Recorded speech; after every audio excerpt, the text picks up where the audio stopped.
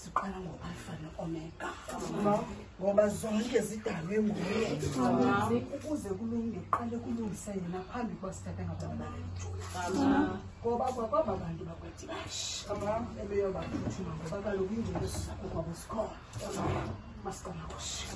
le nto singakwazi usishiyela ngaphandle isithunywa sekhaya ke ngefyam masiqonakoshe masibulele ke thahla wakwanayini masibulele ngqungqushe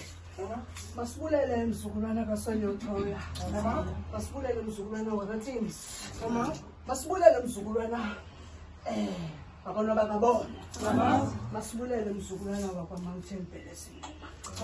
ndithunywa nguntombi omthonyana mhlekazi phakathi kwezankundla zasekhaya ngoku sizawujika ukuthetha sisondeza apha bantu agula ngabo mhlekazi aphelele igama olithiywe noMampondo igama olithiywe nguNkundla